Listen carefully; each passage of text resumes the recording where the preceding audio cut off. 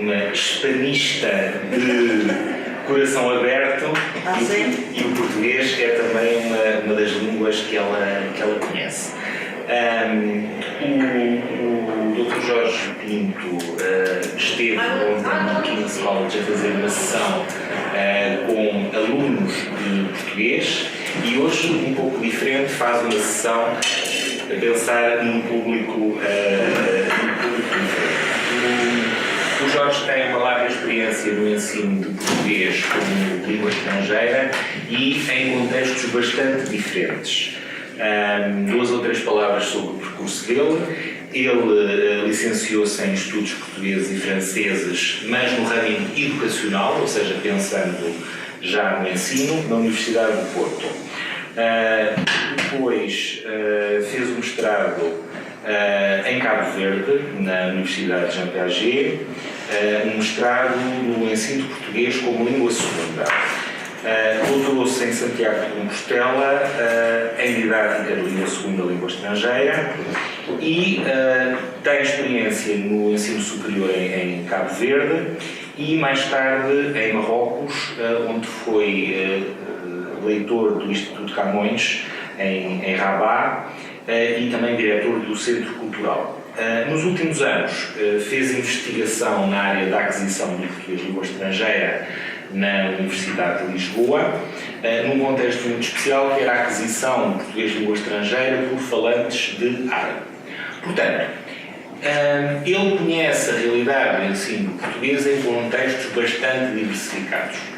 Pensando na experiência dele em Cabo Verde, propusemos que falasse dos problemas do ensino português como língua segunda, num contexto em que o português colide com uma língua materna, que é o crioulo de Cabo Verde, que não está com as mesmas armas de sistematização e de ensino que tem a língua portuguesa. E é desse contexto que ele nos vai falar hoje.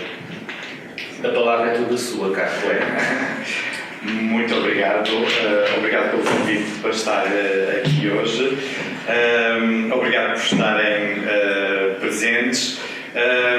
Quando me foi lançado este desafio de vir falar um pouco sobre o português em Cabo Verde e a questão do ensino do português no país, eu já há algum tempo que entretanto, debrucei-me sobre outras questões sobre o português da língua estrangeira e não estava recentemente a olhar para dados sobre o português em Cabo Verde e de repente foi uma oportunidade também para mim para retomar estas questões e refletir mais um pouco sobre a situação atual do português, recorrendo também a outros trabalhos publicados mais recentemente sobre a situação linguística no país. Portanto, como penso, do conhecimento de todos, a sociedade cabo-verdiana vive uma situação linguística em que existem duas línguas em contacto, o português e o crioulo.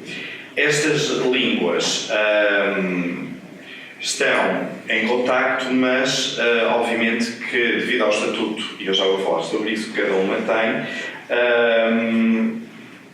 elas aparecem em diferentes momentos da vida, digamos assim, dos cabo-verdianos, com funções distintas e logo à partida elas caracterizam-se por uma oposição ao nível escrito-oral.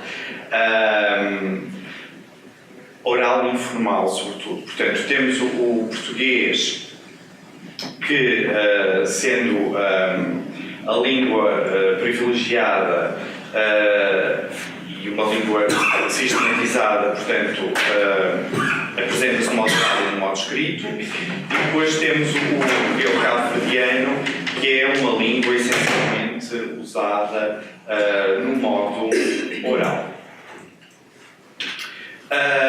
Então, a situação linguística caracteriza-se basicamente por uma situação de diglossia ou bilinguismo diglóssico, em que, por um lado, temos o crioulo cabo-verdiano, que é a língua materna, portanto, dos cabo-verdianos, é a língua nacional, é a língua que é usada no dia-a-dia, no cotidiano das pessoas, portanto, no contacto, sobretudo em situações informais, mas não só, já começámos a ver também a ser usado em situações formais, mas predominantemente uma língua do cotidiano e, sendo a língua materna, sendo a língua da cultura, obviamente, e da identidade, é a língua das manifestações culturais, aquela que nós encontramos recorrentemente na música, nas diversas manifestações da arte, teatro, por exemplo, etc. O português, por outro lado, é a língua oficial no país, a única, para já, é a língua segunda, portanto, dos cabo-verdianos. A língua, sendo oficial, é a língua que é usada fundamentalmente em situações formais e é neste último ponto que eu me vou focar, é a língua da escolarização, portanto, é a língua de ensino no país. Ora, o que se passa em Cabo Verde é que, portanto, nós temos o português que se está a desenvolver, se calhar um bocadinho numa orientação um pouco afastada do que é o português europeu, do que é a variedade europeia padrão. No entanto, a língua, a variedade, melhor dizendo, do português que é tida como referência para o ensino é a variedade europeia padrão. Ora, levantam-se aqui algumas questões, porque é uma variedade que não tem um input, digamos assim, ao nível que se desejaria para os cabo-verdianos. Primeiro, porque não há assim tantos portugueses a residir no país, e o afastamento geográfico com Portugal faz com que o que se deveria entender como um input robusto da língua para os cabo-verdianos não seja tão, digamos assim, tão frequente e tão sólido, apesar de podermos falar no acesso à televisão, etc, etc, mas não são as condições ideais para nós nos podermos centrar nesta variedade de ensino. Ora, claro que também não podemos ainda, desculpem, sim, também não podemos ainda falar de uma variedade do português de Cabo Verde, porque ainda não temos descrições suficientes do português de Cabo Verde que estejam devidamente documentadas e comprovadas cientificamente para nós dizermos, ok, temos aqui uma nova variedade. Podemos olhar para o que são dados que existem e há um trabalho relativamente recente, 2011, de Amália Lopes, que faz como ela diz, uma radiografia das línguas de Cabo Verde, e nessa radiografia muito pormenorizada, efetivamente nós temos ali um grande ponto de partida para começar a olhar então para o português em Cabo Verde e começar a estudar mais a fundo para perceber que variedade está ali a nascer, se está alguma variedade a formar-se ou não. Obviamente que tendencialmente os linguistas dizem que sim, e essa variedade obviamente que advém também do facto de termos duas línguas em contacto, do facto de termos o crioulo de Cabo Verde e o português que estão em contacto há muitos anos, e obviamente que se encontram influências do crioulo de Cabo Verde no português, como também, e eu não me vou deter nesta questão das influências do português no crioulo eu não sou especialista em crioulo, tenho colegas que se dedicam às questões do crioulo de Cabo Verde e, portanto, que notam também a influência do português depois no crioulo. E, por outro lado, não nos podemos esquecer que o próprio português do Brasil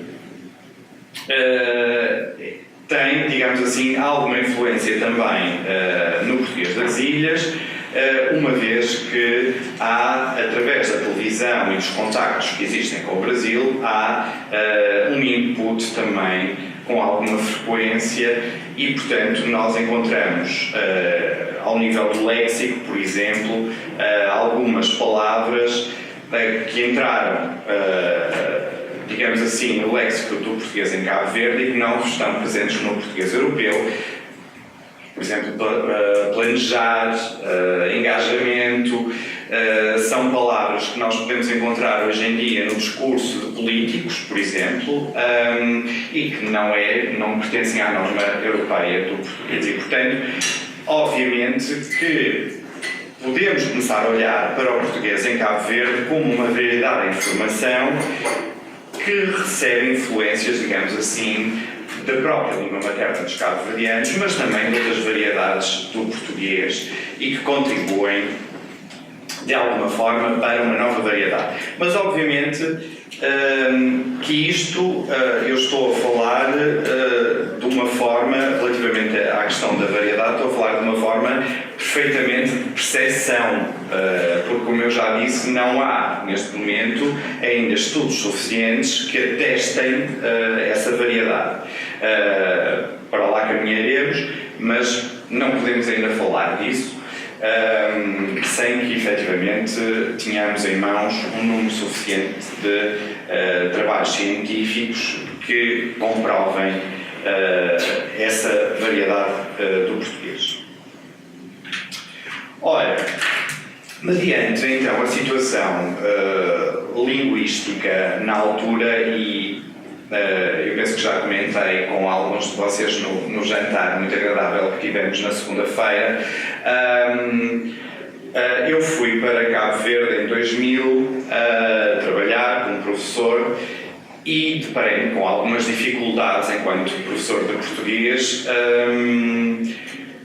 que à partida não estava à espera, porque também não tinha formação suficiente para ir trabalhar com o português, com alunos, aliás, para quem o português não era a língua materna, e todas as informações que nós tínhamos à partida iríamos ensinar português como se estivéssemos a ensinar português em Portugal. Quando eu e os meus colegas chegámos a Cabo Verde e começámos a trabalhar, começámos a perceber que não podia ser assim. Portanto, nós não podíamos adotar aquela metodologia para aqueles alunos porque os resultados estavam a ser maus. E, portanto, nós começamos a organizar para tentar perceber o que é que nós podemos fazer para ajudar estes alunos. Eu, quando fui para Cabo Verde, comecei a trabalhar no 7º ano de escolaridade, no início do ensino secundário,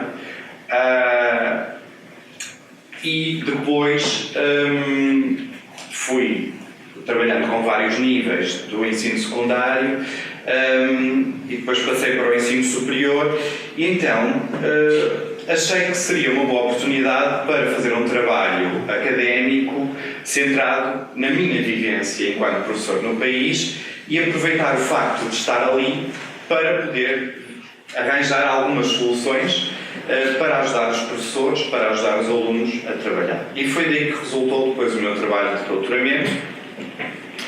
E então, este trabalho, eu não vou me deter muito tempo na metodologia, portanto foi uma metodologia qualitativa de interpretação, obviamente, do que era, digamos assim, do que eram as práticas de ensino da língua, uma abordagem etnográfica, porque obviamente nós temos que olhar para a sala de aula não só como um sítio onde são testadas questões linguísticas e cognitivas, mas também como um espaço social.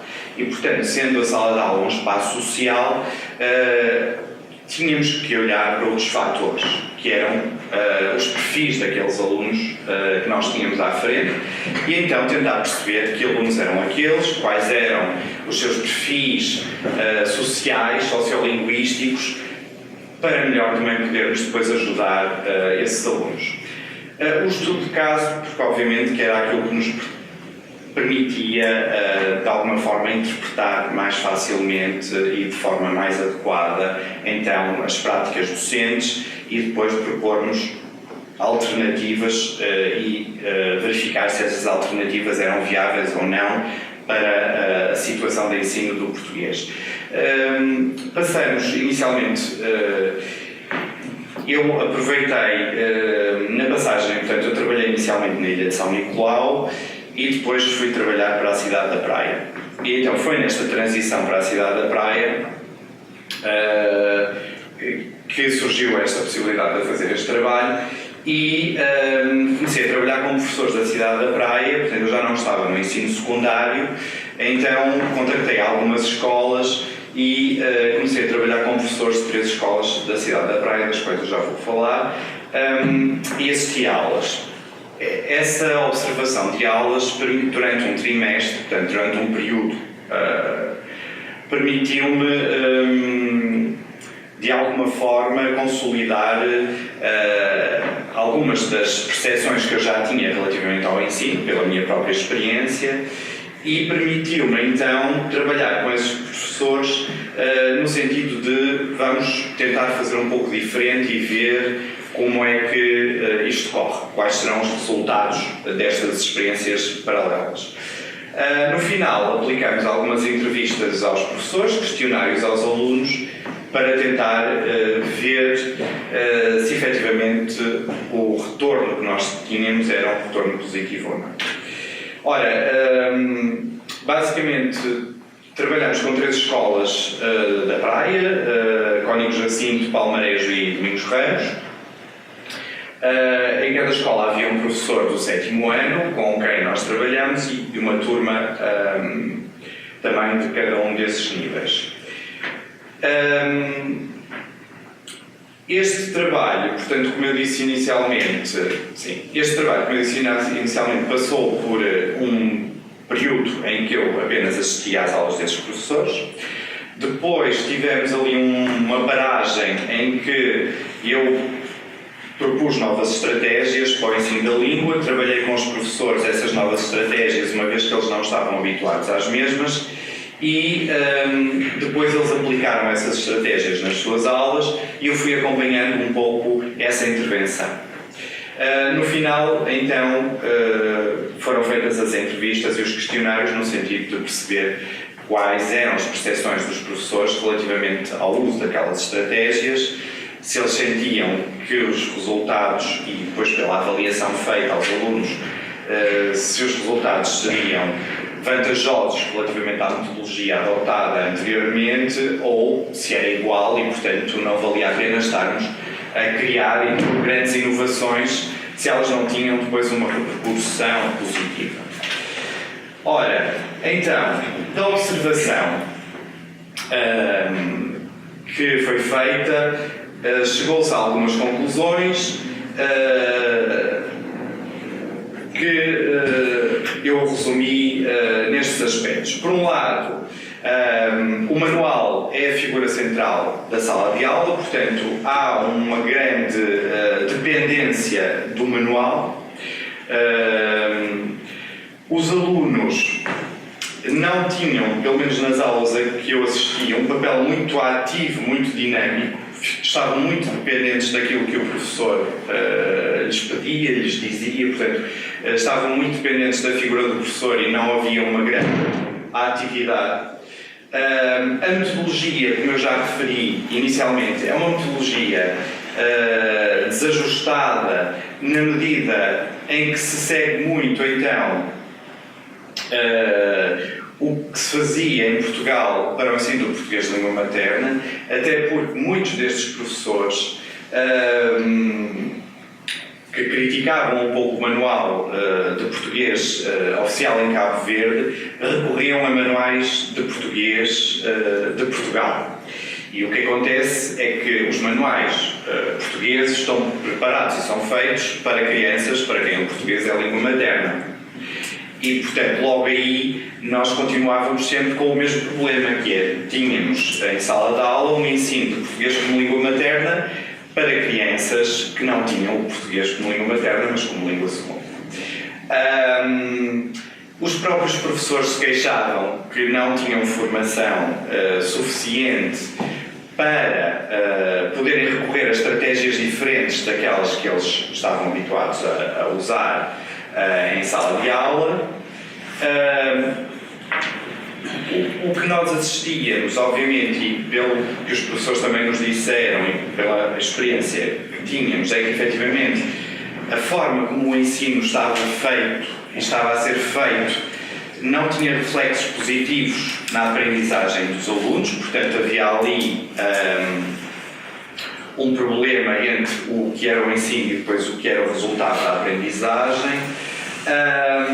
E a própria a forma como a gramática era tratada era uma forma muito estéril, em que estava um pouco separada depois do que são os atos comunicativos, do que são as competências comunicativas.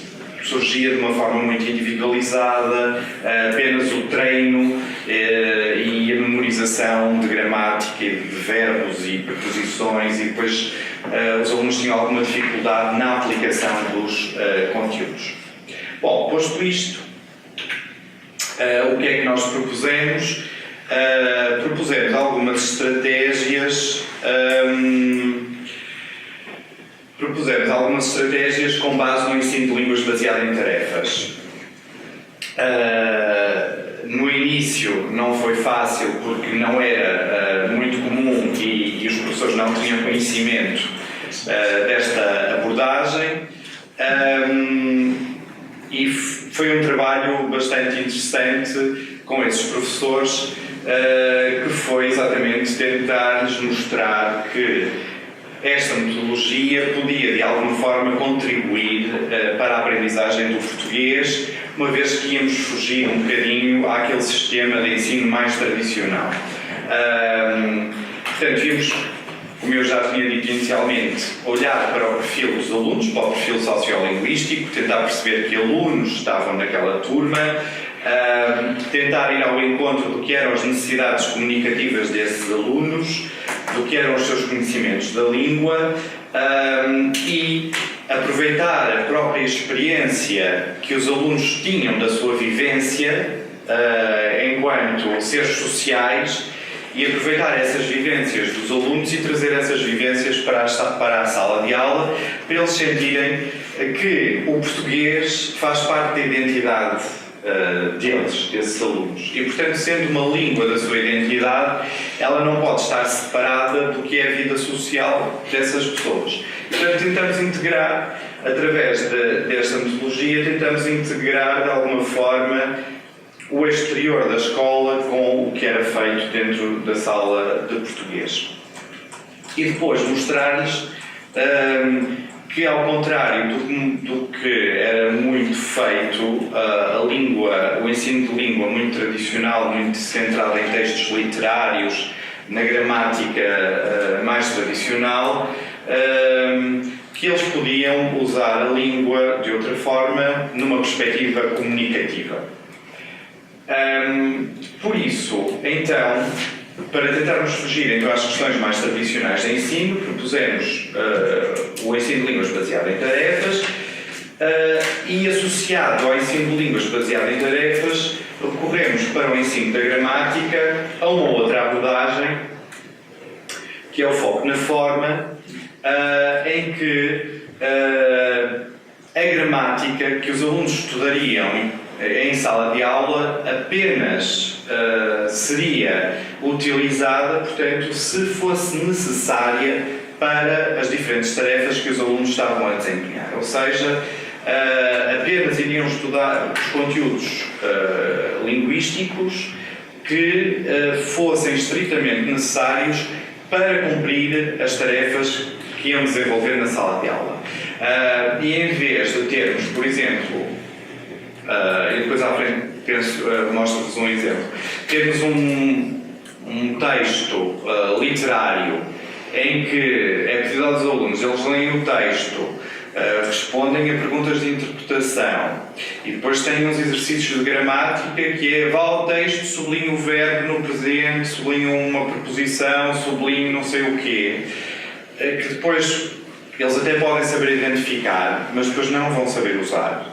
Portanto, o que nós queríamos era exatamente contornar isso e era fazer com que a gramática que fosse vista na sala de aula não fosse meramente reconhecer conteúdos gramaticais, mas fosse usar os conteúdos gramaticais. E depois fazíamos a sistematização desses conteúdos. Era um bocadinho ao contrário. Ou seja, pegar a partir dos atos de comunicação, dos atos comunicativos, ver que conteúdos linguísticos eram necessários para esses atos comunicativos, eles perceberem porque é que eles eram necessários e então depois fazer uma sistematização desses conteúdos.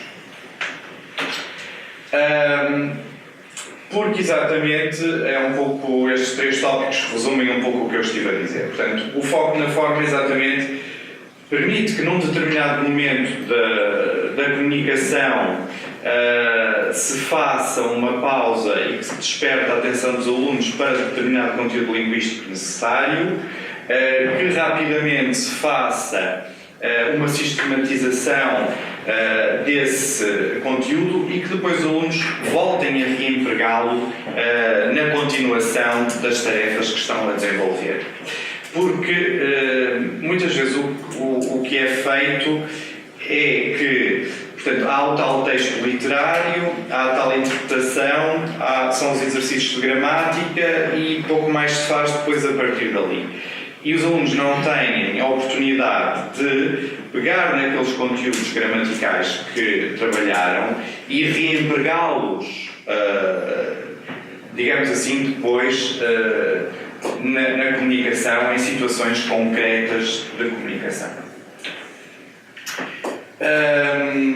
Na altura, tentamos então ver com os professores como é que poderíamos, à partida, ver que itens gramaticais iríamos identificar para o foco na forma e começamos, obviamente, a trabalhar tendo em conta qual era a atividade comunicativa que os alunos iriam desenvolver e depois, então, a partir dessas atividades comunicativas, isolar os itens gramaticais e trabalhá-los com os alunos.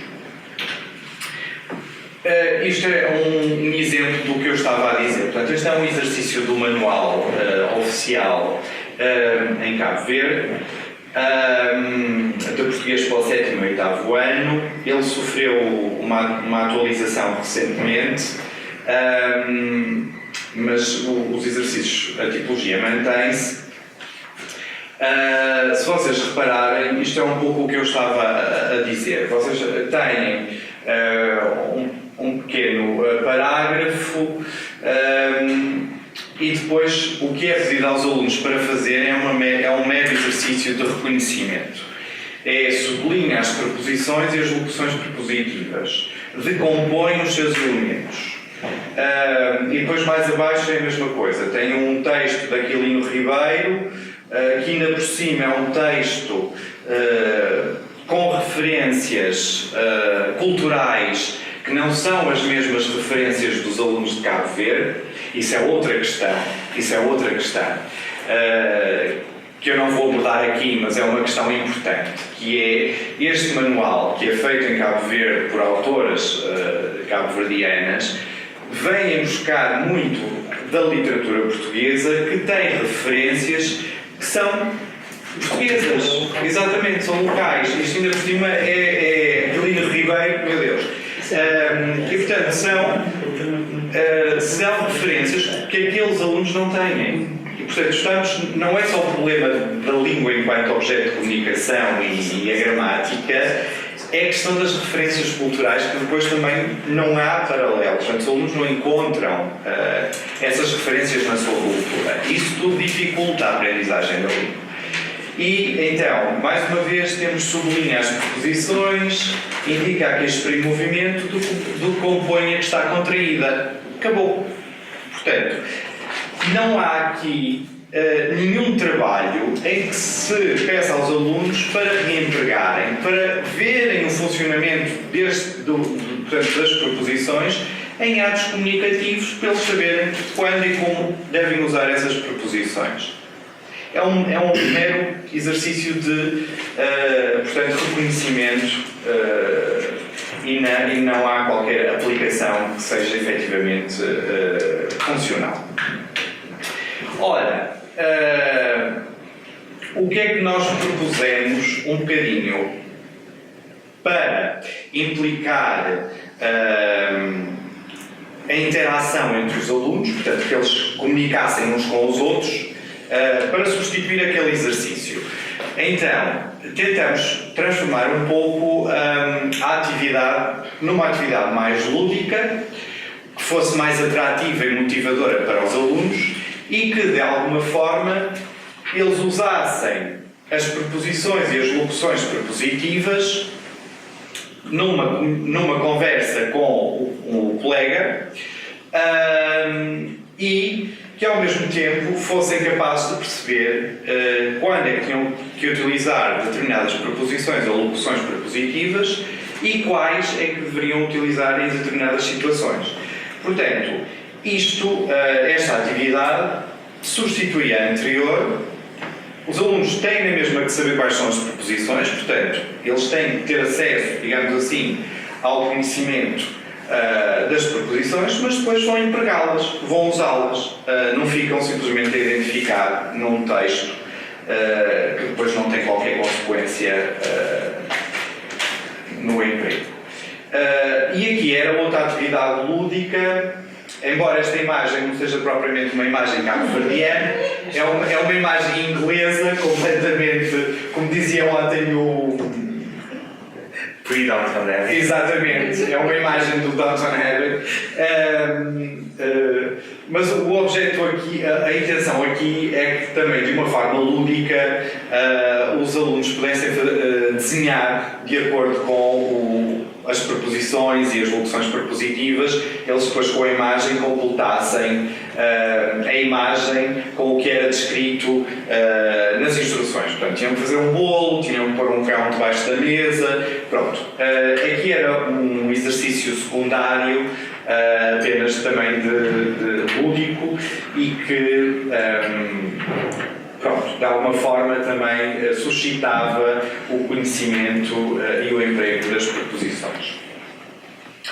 Isto foi só um exemplo para eu vos mostrar que não é preciso fazer muito para nós podermos contornar um bocadinho o que é o ensino mais tradicional e de alguma forma motivar os alunos. Nós estamos a falar de crianças com 11, 12 anos, no caso do 7º ano, portanto alguns 13, depende, que são crianças na fase da pré-adolescência e para quem a língua ainda está num início ali de desenvolvimento e, portanto, se os vamos sobrecarregar com questões muito literárias, com questões maçudas de gramática, não podemos pedir aos alunos que gostem do português, porque efetivamente eles veem aquilo como algo pesado, porque tem que haver exatamente da parte dos professores, uma forte tentativa de tornar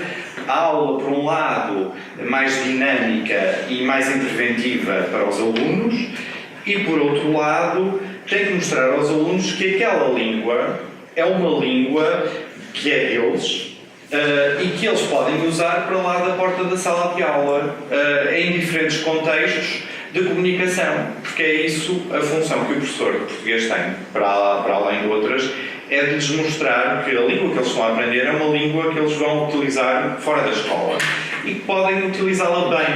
Agora, vai depender, obviamente, das metodologias a que o professor se socorrer.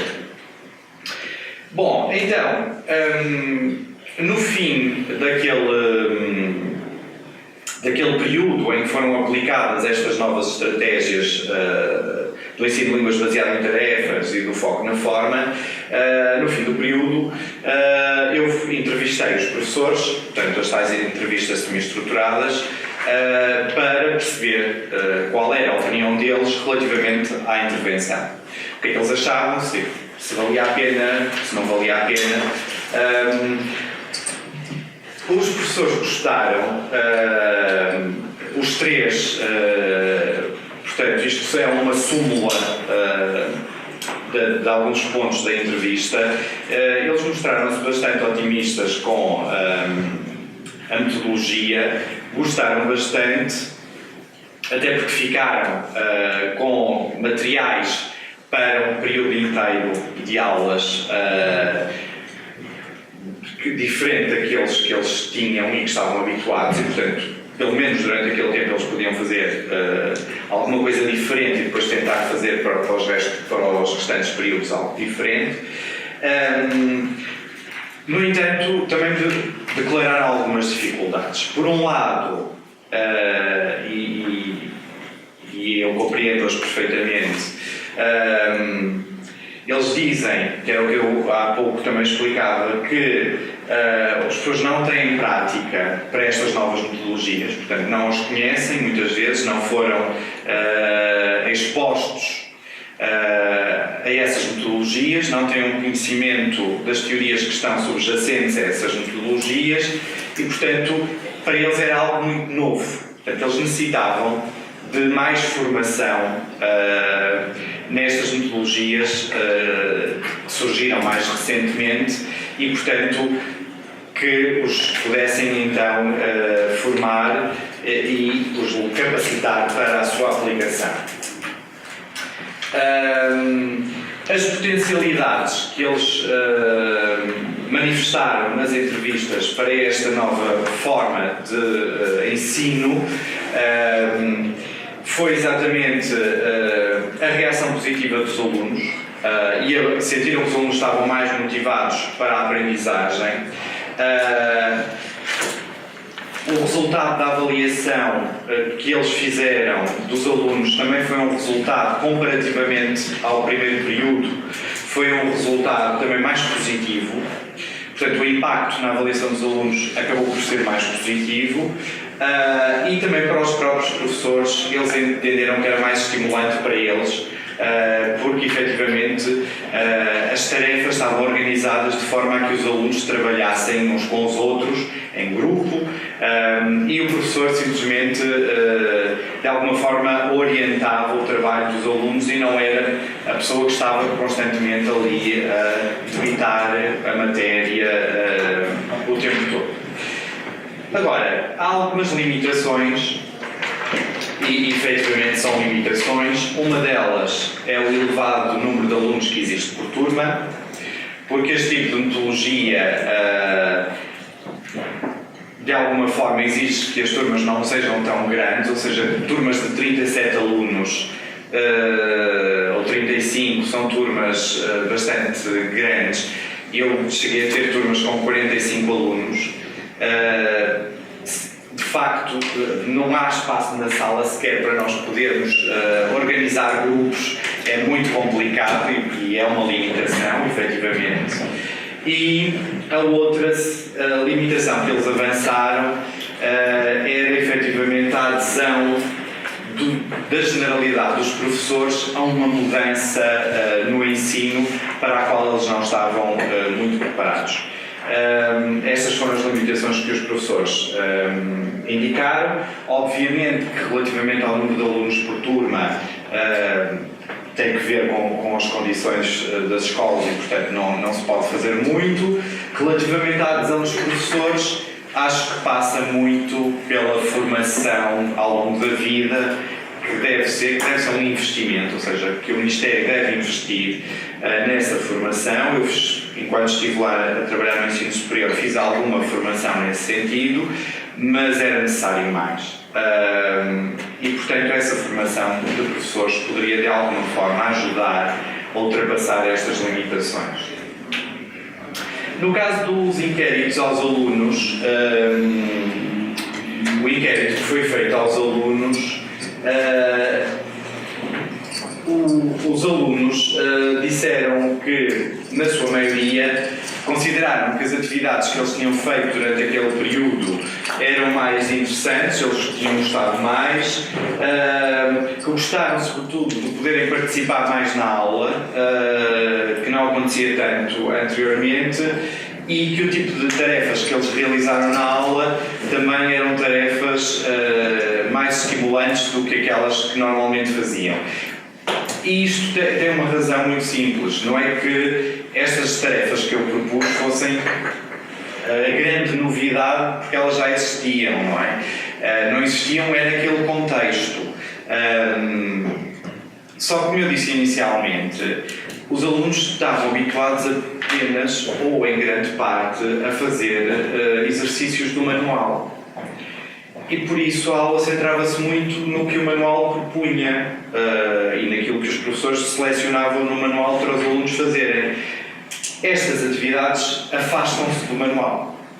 Não eliminam, obviamente, o manual é sempre um apoio, mas afastam-se do manual. O professor não tinha que recorrer ao manual para poder ter a sua aula. E então implica, obviamente, um trabalho mais ativo dos alunos. E foi aqui que marcou a diferença. Foi os alunos sentirem que podiam fazer mais coisas do que estarem constantemente a responder a exercícios do manual e pronto. E isso, para eles, foi muito interessante e muito motivante.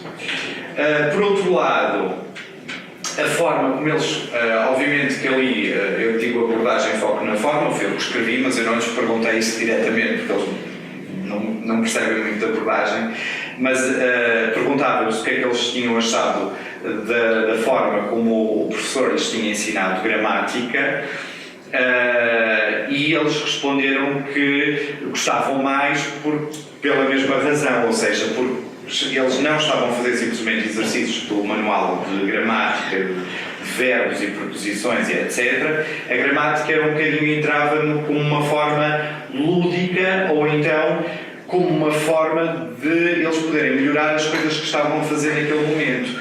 E logo eles acham que percebiam melhor os usos dos itens gramaticais que estudavam desta forma do que simplesmente a fazer os exercícios de gramática do manual. E foi bastante interessante perceber que eles tinham consciência disso. Eu só lhes perguntei o que é que eles achavam, se achavam que aprendiam mais assim ou se aprendiam mais a fazer os exercícios do manual que o professor normalmente lhes dava. E eles na altura estavam muito entusiasmados e achavam que assim aprendiam melhor. O que foi também para mim um aspecto muito positivo. Ainda eu perguntava-lhes se durante aquelas tarefas, se depois eles com o professor faziam alguma reflexão sobre o uso daquele aspecto gramatical que tinham estudado, ou seja, se depois estudavam com o professor como é que aquele conteúdo gramatical era aplicado e se isso facilitava ou não a compreensão. E eles também, nesse caso, também referiram que sim, que percebiam melhor desta forma do que apenas através dos exercícios do manual. Finalmente, uma outra, havia mais questões, eu trouxe apenas as que eu achei serem mais relevantes para esta apresentação. Perguntei-lhes se eles sentiam que conseguiam usar melhor a língua ou se era igual, ficavam porque uma coisa que eu tinha notado na observação de aulas é que os alunos não, portanto, como eles não participavam muito na aula, eles na aula faziam muito pouco uso da língua, faziam uso da língua praticamente para responder ao professor quando este lhes perguntava alguma coisa e não havia muito mais uso para além daquilo. E então eu perguntei-lhes se com estas novas tarefas a questão era se eles achavam que podiam conversar mais, portanto usar mais a língua nas tarefas que tinham e se praticavam mais o uso da língua e se ao fazerem esse uso, através daquelas tarefas, se eles achavam que conseguiam falar e escrever melhor. E eles diziam que sim, porque o que eles diziam era, o que alguns alunos me diziam, por exemplo, era: nós sabemos que às vezes não falamos bem, mas falamos. Ou seja, temos oportunidade para falar.